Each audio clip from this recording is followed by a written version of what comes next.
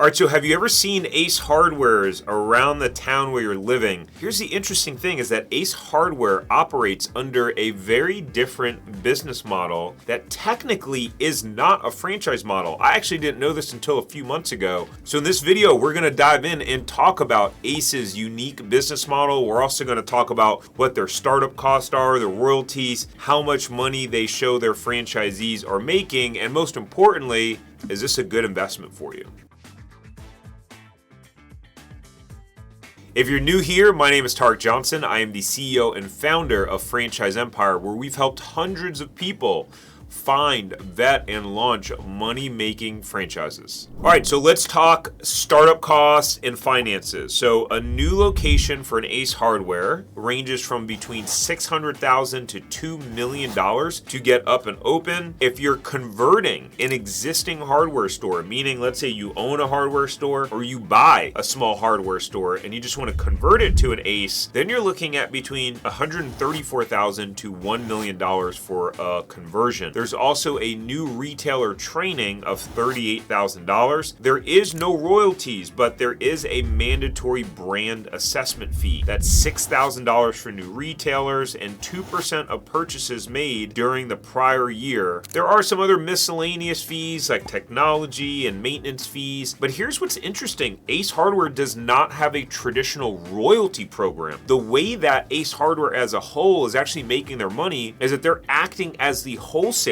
for products. So they are able to get a markup on the products that they're supplying their co-op owners. And that's really how they are making their money. So it's a very fascinating business model. And the cool part is that these folks are shareholders in Ace, right? Because it's cooperative. So these shareholders get to share in the profits of the Ace Hardware Corporation. So the incentives are really aligned. And now that I learn about the co-op model, it seems like it's a really great business model to align incentives. By the way, if you enjoy videos like this, where you like learning about the different startup costs as well as how much money some of these franchises are making, then I put together a list of 42 high-performing franchises and I broke down all of their startup costs. I found out all of their sales, and so I dive into it. We actually have a really great resource that's free for you. It's my gift for you. So you can look in the description or comments below and we will have the link for that free resource so you can cut through all the noise and stop having a Google search and trying to figure out what are some of the top franchises and how much money they're making.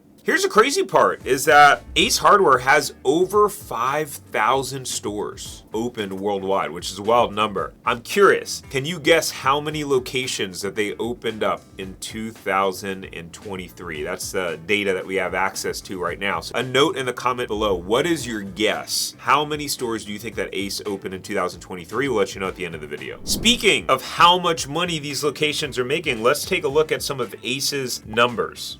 So they have a couple of different formats of their store. They have what they call the convenience hardware format and the core hardware format. The convenience stores are up to 6,000 square feet in size, and the core hardware stores are between 6,001 to 12,000 square feet. So obviously those stores have a bigger footprint. The rent is likely going to be higher. One would assume with a bigger store, bigger location, more products, more services, that they're going to generate more sales. And so in the smaller footprint, in the convenience store model, we can see that the average sales were 2.2 million. For the convenience hardware models, and the highest reported sales was $15.8 million. That's a lot. $15.8 million is epic. And the lowest performing store did $569,000. That's a giant gap. There's only 83 of those stores that actually reported in their FDD though. There were 343 of the core hardware stores. So the bigger footprint is actually a more popular model. When we look at those numbers, the average annual sales were 2.9 million, and the highest performer did 13.8 million, and the lower performer did $249,000.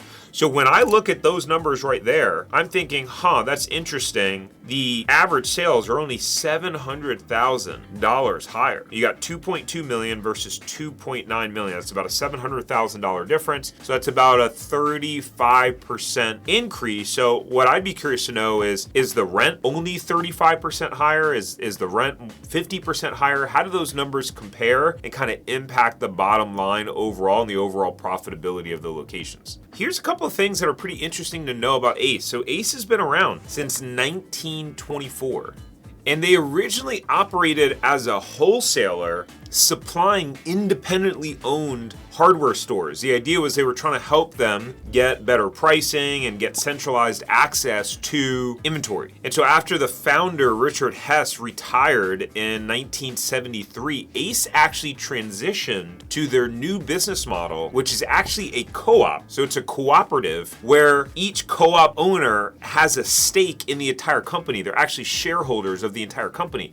So technically, they do not operate under a franchise model. And this is part of why you'll see that Ace Hardwares have the owner's name as a part of the store. What's funny is all throughout high school, I worked at an Ace Hardware for 4 years. The hardware store was Pitkins Ace Hardware, and it was the last name of the owner. So you don't see that with any franchises, right? You don't see a Johnson's McDonald's. And so again, that part of that is unique to Ace Hardware because of the fact that they are a co-op. And Ace Hardware really came about to set themselves apart from a lot of the big box hardware stores like Lowe's and Home Depot. You know, their whole tagline, right, is the helpful place for hardware. That was one of the things that's been really key about setting Ace Hardware apart is you go in there and it feels like a family feel. It feels like that small town, helpful hardware store where you feel like you're going someplace that's a part of your community as opposed to going to a giant store where you're kind of lost. You're going down 10 different aisles trying to figure out, is there someone that can help me because I have a question?